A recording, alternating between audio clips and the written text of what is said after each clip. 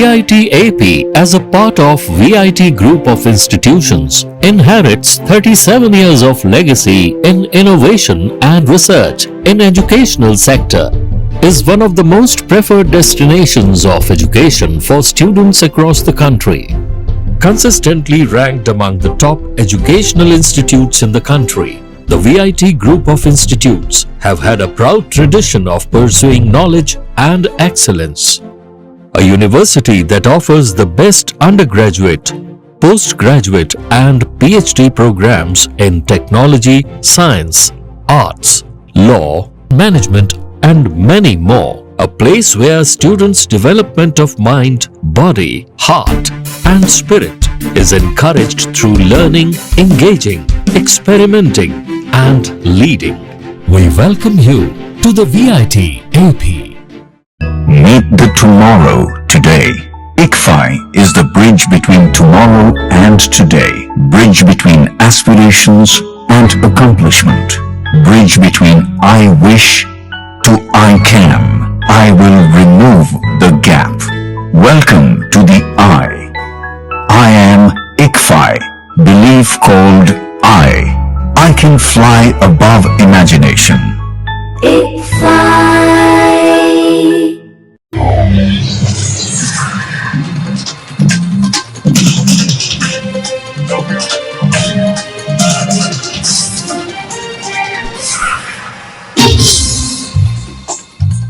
నమస్కారం, city news కి స్వాగతం. ఈనాటి వార్తా విశేషాలు. భారత మాజీ రాష్ట్రపతి, ప్రముఖ శాస్త్రవేత్త, మిసైల్ మ్యాన్ ఆఫ్ ఇండియాగా పేరొందిన డాక్టర్ ఏపీజే అబ్దుల్ కలాం వర్ధంతి సందర్భంగా ఆయన విగ్రహానికి జగ్గైపేట నియోజకవర్గ YSR Congress party incharge Tanneeru Nageswara Rao, party నాయకులు, కార్యకర్తలతో కలిసి పూలమాలలు వేసి ఘనంగా నివాళులు అర్పించారు.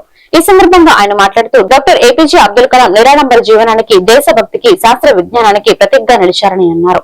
భారతదేశాన్ని విజ్ఞాన రంగంలో ప్రపంచ దేశాలకు ఆదర్శంగా నిలబెట్టేందుకు ఆయన చేసిన సేవలు చిరస్మరణీయమని కొనియాడారు.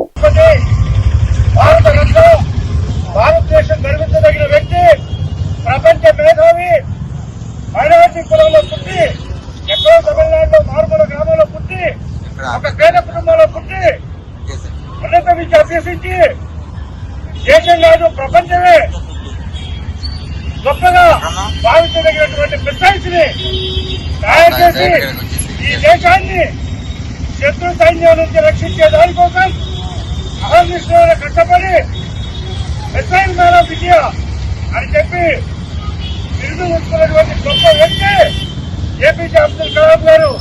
అంతటి మహోన్నతమైన వ్యక్తి యొక్క విగ్రహం ఉండడం నిజంగా జగ్గైపేట వాసుల యొక్క అదృష్టంగా భావించాలని చెప్పి ఆ విగ్రహాన్ని చూసినప్పుడల్లా దేశభక్తి, ప్రతి ఒక్కరికి కూడా దేశభక్తి కలగాలి, దేశం అంటే ప్రేమ రావాలి, దేశం అంటే గౌరవం రావాలి.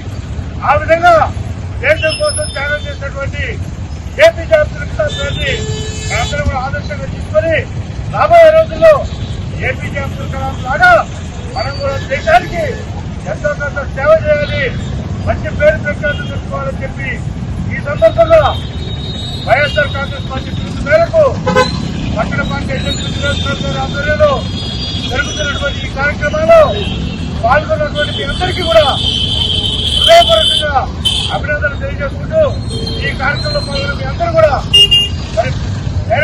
హిందూ ధర్మ పరిరక్షణ ట్రస్ట్ ధర్మో రక్షితి రక్షిత ట్రస్ట్ విజయవాడ శ్రీ దుర్గమనేశ్వర స్వామివారి దేవస్థానం సంయుక్త ఆధ్వర్యంలో ఆగస్టు 6, 7, 9 తేదీల్లో సనాతన నృత్య కళావైభవం నృత్య పోటీలు నిర్వహించనున్నారు.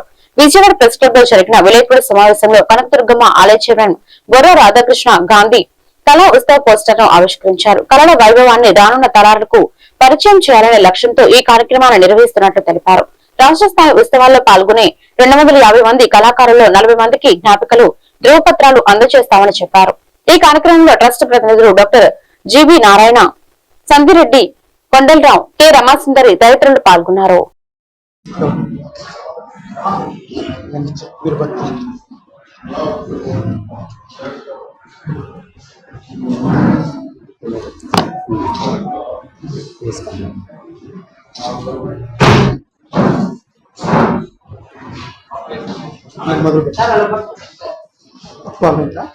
ఓకే అండి.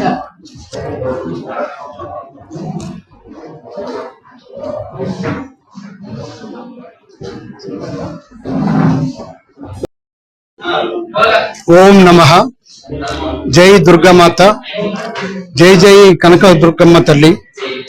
ఇంద్రకైలాద్రి పర్వతం మీద వెలిసినటువంటి కామితములిచ్చు కనక దుర్గమ్మ మీ పాదాలకు నమస్కరిస్తూ, ఈరోజు హిందూ ధర్మ పరిరక్షణ ట్రస్ట్ చైర్మన్ గా విజయవాడ కళాక్షేత్రంలో దుర్గా టెంపుల్ వారి సంయోజకంతో మనం వచ్చే నెల ఆగస్టు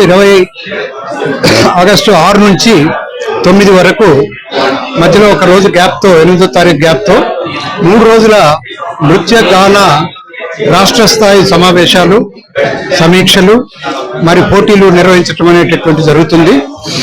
దీనికి 700 అప్లికేషన్స్ వచ్చాయి. అందులో 250 టీమ్స్ ను సెలెక్ట్ చేయటం అనేటటువంటి జరిగింది 2 తెలుగు రాష్ట్రాల నుంచి. వాళ్ళకి అవకాశం ఇచ్చి మిగతా వాళ్ళకి నెక్స్ట్ దశలో మిగిలిపోయిన వాళ్ళకి అవకాశం ఇస్తామని చెప్పేసి తెలియజేస్తూ, జిల్లా స్థాయిలో కూడా మరి ఇటువంటి సమావేశాలు నిర్వహించడం అనేటటువంటి జరుగుతుంది. అట్లాగే ఇదేదో హాబీ కోసం కాకుండా, ఎంటర్టైన్మెంట్ కోసం కాకుండా ఒక వృత్తిపరంగా వృత్తి నైపుణ్యాన్ని పెంపొందించేటటువంటి దిశలో హెచ్డిపిటి అనేక కార్యక్రమాలు చేపడుతుందని చెప్పేసి తెలియజేస్తూ, వాళ్ళ జీవితంలో ఒక కళాకారుడిగా జీవించేటటువంటి విధానంలో వాళ్ళని రూపుదిద్ద జరుగుతుంది. కాబట్టి ఓం శ్రీ దుర్గా నమః. నేను దుర్గామల్లేశ్వరం టెంపుల్ చైర్మన్ మాట్లాడుతున్నాను. ఈరోజు ప్రెస్ క్లబ్ లోంచి విజయవాడ. మరి ఇప్పుడు రేపు ఆగస్ట్ 6, 7, 9 తారీఖుల్లో మన విజయవాడ తుమ్మల కళాక్షేత్రంలో, తుమ్మలపల్లి కళాక్షేత్రంలో మరి ఈ రాష్ట్రం, తెలుగు రాష్ట్రాల్లో ఉన్న ఎంతో మంది నృత్య కళాకారులు, కూచిపూడి కానీ, భరతనాట్యం కానీ, వివిధ డ్యాన్స్లు వేసే వాళ్ళందరినీ కూడా మేము ఆహ్వానించడం జరిగింది. ఆ ఆహ్వానంలో లోగడే మరి మన ఈ విభాగ చైర్మన్ గా నియమించిన మన దాసరి శ్రీనివాసరావు గారు ఆల్రెడీ 750 అప్లికేషన్లు తీసుకోవడం, వారి ఆఫీసులో నుంచి, అక్కడి నుంచి వాళ్ళలోంచి 250 మంది సెలెక్ట్ చేయటం, ఆ 250 మంది కూడా వారి యొక్క డ్యాన్సులు చూపిస్తానికి, వాళ్ళలో పోటీ పడటానికి రాబోతున్నారు ఈ 3 రోజుల్లో. మరి ఆ వచ్చిన 250 మందిలోంచి ఒక 40 మందిని సెలెక్ట్ చేస్తాం పక్కాగా. వాళ్ళందరూ కూడా సీడ్లు, అన్ని రకాలుగా సర్టిఫికెట్లు ఇవ్వడం జరుగుతుంది.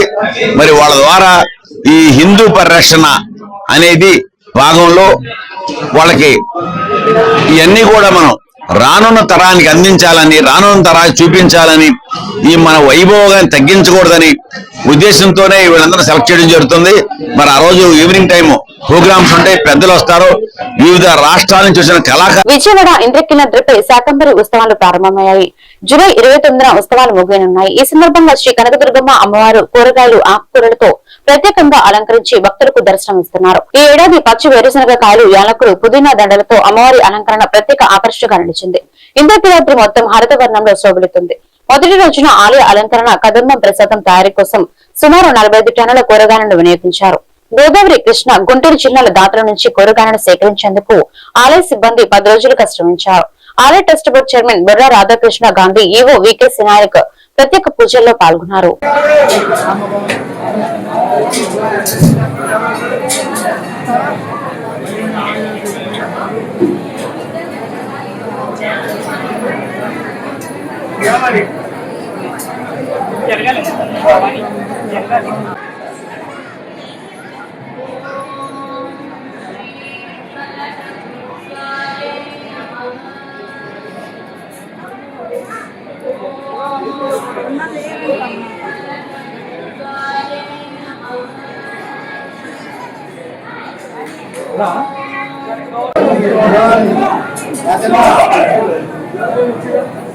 జై భవాని, జై భవాని.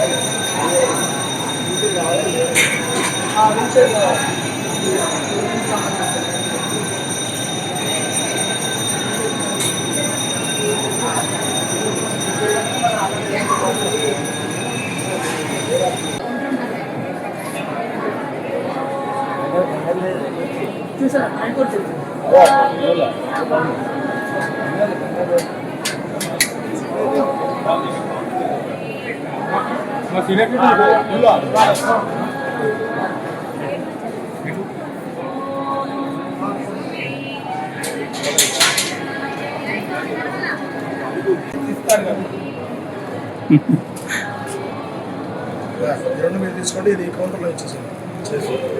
ప్రసాదం మీరు తీసుకోండి. అక్షర వేస్తాను అయ్యారు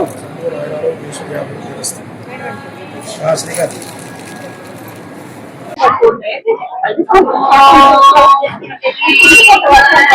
ఓం శ్రీ చంద్రగాయ నమః. మరి ఈ రోజు మనం విజయవాడ ఇంద్రకీలాద్రి తల్లి దుర్గాభవాని దేవాలయం నుంచి మాట్లాడుకుంటున్నాం. మరి ఇవాళ జూలై 27 మరి దేవాలయం మీద ఇవాళ శాకాంబరి ఉత్సవాలు ప్రారంభమైనాయి. మరి మేము రాత్రి 1 గంట వరకు కూడా అలంకరణ జరిపోయింది. మరి ఇవాళ పొద్దున్న నుంచి వచ్చిన భక్తులు ఆనందంతో ఉండారు. వాళ్ళు బ్రహ్మాండంగా రకరకాల కూరగాయలతో బ్రహ్మాండంగా డెకరేషన్ చేశారన్న ఉద్దేశంతో చాలా అలంకరణ చాలా బాగుందని, రేపు ఇంకా కూడా ఈ రోజు పగలు కానీ రాత్రి కానీ చేయబోతున్నాం. రేపటికి ఇంకా కూడా డెకరేషన్. మరి రాత్రి అప్పటికే మేము ప్రారంభం చేసిన తర్వాత 3-4 గంటలు కూడా వాతావరణం మారిపోయింది. ఎట్టి పరిస్థితుల్లో నైట్ వర్షం పడుతుందని చెప్పాను నేను. మరి అలాగే మేము ఎంత ఆనందంగా ఉన్నామంటే రాత్రి మంచి వర్షం పడింది. మరి వర్షం అనేది ఈ మధ్యకాలంలో చూడలేదు మనం. మరి శాకాంబరి ఉత్సవాలంటేనే ఆ తల్లిని వేడుకునేది, కోరుకునేది, భూమి నుంచి వచ్చిన ఈ కూరగాయలన్నిటితో ఆమెకి మంచి అలంకరణ చేసి మాకు మంచి పాడి పంటలు, వర్షాలు ఆనందంగా ఉండటం కోసం, ఆ తల్లి ఆశీస్సుల కోసం ఈ శాకాంబరి ఉత్సవాలు చేస్తాం మనం ఇది ఎప్పుడు ఆనవాయితీగా వస్తున్న ఈ ఉత్సవాల్లో మరి అంగరంగ వైభవంగా మరి చేశాము. ఈ పండుగ వాతావరణం చూస్తానికి అందరూ భక్తులు వేల మంది ఉదయం నుంచే వాతావరణం చల్లగా ఉంది. పైకి ఈ రోజు ఇప్పుడు కూడా తోడ్పడుతుంది. మరి దీనికన్నా ముందు నేను ఇప్పుడు వచ్చి గణపతి పూజ చేశాను. హోమశాలకు వెళ్ళి మరి ఈ 3 రోజులు దిగ్విజయం కలిగించమ్మా తల్లి, అందరికి కూడా ఆనందంగా నీ కరుణ దక్కాలమ్మా వచ్చిన వాళ్ళందరికి కూడా అనే ఉద్దేశంతో అందరూ రైతులు గాని అందరూ ఈ చుట్టుపక్కల రాష్ట్రాలు, మన రాష్ట్రాల్లో ఉన్న వాళ్ళందరికీ వర్షం పడి పంటలు పండి పిల్ల పాపలతో చాలా ఆనందంగా ఉండాలనే ఉద్దేశంతోనే మరి ఈ యొక్క శాకాంబరి ఉత్సవాలు కానీ మా పూజ కానీ చేయడం జరిగింది. అలాగే ప్రత్యేకం ఏంటంటే కథ మనం ఈ ఉత్సవాల్లో ఈ 3 రోజులు ప్రత్యేకమైన ప్రసాదం ఇస్తాం. అన్ని కూరగాయలతో తయారు చేసిన నేతితో కదంబం అనేది మనం ఆనవాయితీ ఇవాళ ఆల్రెడీ ప్రారంభించాం. నేను యువ గారు కదంబం అనేది చిన్న ఆనందంగా వేడివేడిగా భక్తులంతా కూడా కావాలని చాలా మంది తెలుసు. కదంబం పెడతారు ఈ 3 రోజులని. ఎంతో లైన్, పెద్ద లైన్ ఉంది అక్కడ. కదంబానికి పెద్ద లైన్లు ఉంటే మేము ఎప్పుడే వడ్డించి వచ్చాము. మరి ఈ రోజు విజయవాడ జీజీహెచ్ లో పనిచేస్తున్న హెల్త్ ఇన్స్పెక్టర్ సోమరాజ్ పై కాంట్రాక్ట్ శానిటరీ వర్కర్లు చేస్తున్న ఆరోపణలను ఖండిస్తున్నామని ఎంఎన్ఓ ఎఫ్ఎన్ఓలు తెలిపారు. విలేకరుల సమావేశంలో ఎంఎన్ఓ మల్లి సునీల్ బాబు మాట్లాడుతూ సోమరాజు వ్యక్తిగతంగా మంచివారని, ఎవరికి ఇబ్బంది కలిగించరని అన్నారు. సిబ్బందికి ఏ సమస్య వచ్చినా వెంటనే స్పందించి సహకరిస్తారని తెలిపారు. సోమరాజుపై వస్తున్న మానసిక, శారీరక, లైంగిక వేధింపుల ఆరోపణలు నిరాధారమైనవిగా పరిగణించాలని ఉన్నతాధికారులను నర్సులు కోరారు. నా పేరు ఎం సునీల్ బాబు అండి. నేను విజయవాడ జీజీహెచ్ లో ఎంఎన్ఓగా పనిచేస్తున్నాను. జీజీహెచ్ లో శానిటేషన్ వర్కర్లుగా పనిచేస్తున్న వారు మన హెల్త్ ఇన్స్పెక్టర్ గారి మీద అనేకమైన లైంగిక వేధింపులు వేధిస్తున్నారని చెప్పి అనేక ఆరోపణలు చేసి ఉన్నారు. ఈ యొక్క ఆరోపణలు నిరాధారణమేగా మేము మా జీజీహెచ్ ఎంఎన్ఓ ఎఫ్ఎన్ఓ తరఫున మేము తీవ్రంగా ఖండిస్తున్నాము. నా పేరు ఈ రాధాకృష్ణ అండి. జీజీహెచ్ లో 20 సంవత్సరాల నుంచి మేము చేస్తున్నాము. సార్జెంట్ గారు సోమరాజు గారు వచ్చారు. మాకు 300 మంది చేయాల్సింది 150 మందితో చేయించుకున్నారు. మా సార్ డ్యూటీ 150 మందితో చేస్తున్నాము. 115, 120 మందితోనే డ్యూటీ చేయించుకున్నారు. అందరితో మంచితనంగా కలివిడిగా ఉంటాడు. ఒక అక్క చెల్లి, ఒక అన్నా తమ్ముళ్ళలాగా ఉంటారు. డ్యూటీకి చెప్పకుండా మాంటే మాత్రం కేకలేస్తారు మమ్మల్ని మాత్రం ఆయన ఏ విధంగా కూడా చెడుగా మాట్లాడటం కానీ చెడుగా చేయటం కానీ ఏం ఉండదు. అసలు సార్ చాలా మంచోళ్ళండి. నా పేరు ఎం శ్యామలాదేవి. మా సోమరాజ్ సార్ సార్జెంట్ గారు మాకు గత 6-7 సంవత్సరాల నుంచి తెలుసు. మేమందరం ఎక్కువగా లేడీస్ ఉన్నాం, ఎంఎన్ఓల కన్నా ఎక్కువ ఎఫ్ఎన్ఓస్ ఉన్నాం. కానీ ఏ రోజు ఆయన దేవుడి బిడ్డలాగే ఒక సిస్టర్స్ బ్రదర్స్ అని మాట్లాడాడు, కానీ మమ్మల్ని ఎప్పుడుగా అలా మాట్లాడలే. పైగా మేము ఆయనకు ₹1 ఇవ్వడం అట్లాంటివి కూడా తెలియదండి. అసలు మాకు వచ్చేదే 13,000 శాలరీ. అయితే ఆ 13,000లో మేము ఆయనకి ఇచ్చి మా ఇంటెద్దులు కట్టి పిల్లల ఫీజులు కట్టి ఇవన్నీ మేము ఎలా జరుపుకుంటామండి? అసలు ఈ మాట అనేదే కరెక్ట్ కాదు. మాకే రోజు ఆయన అలాగా బిహేవ్ చేయలేదు మమ్మల్ని. మిగతా వేరే వాళ్ళ మీద కూడా అలా ఆరోపణలు గానీ. కృష్ణా జిల్లా Gudivada MEO CH Rajani city news ప్రతినిధితో మాట్లాడుతూ 10వ తరగతి చదువుతున్న విద్యార్థుల మీద 100 డేస్ యాక్షన్ ప్లాన్ కాకుండా చివరిలో వారి మీద ఒత్తిడి తీసుకురాకుండా విద్యాశాఖ మంత్రి నారా లోకేష్ చొరవతో మిషన్ మార్చి 2026-27 విద్యా సంవత్సరం 10వ తరగతి విద్యార్థుల ఉత్తీర్ణత శాతం పెంచడానికి బ్రిడ్జ్ కోర్సు తరగతులు ప్రారంభించామని, ఇప్పటికే 1/4 సిలబస్ పూర్తి చేశామని, లెర్నింగ్ ఎక్సలెంట్ ఆంధ్రప్రదేశ్ అనే నినాదంతో లీవ్ పేపర్ ద్వారా విద్యార్థులకు ప్రతిరోజు సాయంత్రం స్టడీ అవర్స్ నిర్వహించి వెనుకబడిన పిల్లలను ప్రత్యేక శ్రద్ధతో వారిని ప్రిపేర్ చేయడం దీని ప్రధాన ఉద్దేశమని అన్నారు.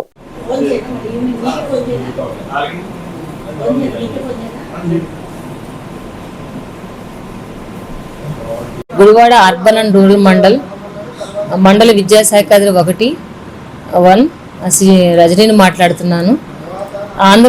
ఈ ప్రభుత్వం ఆంధ్రప్రదేశ్ విద్యాశాఖ మార్చులు శ్రీ నారా లోకేష్ గారు ప్రత్యేకమైన 10th క్లాస్ విద్యార్థుల ప్రత్యేక శ్రద్ధ చూపి ఎప్పుడు లేని విధంగా మార్చిలోనే బ్రిడ్జ్ కోర్సు ప్రారంభించారు. అప్పుడే ఒక 1/4 సిలబస్ కవర్ చేయడం జరిగింది.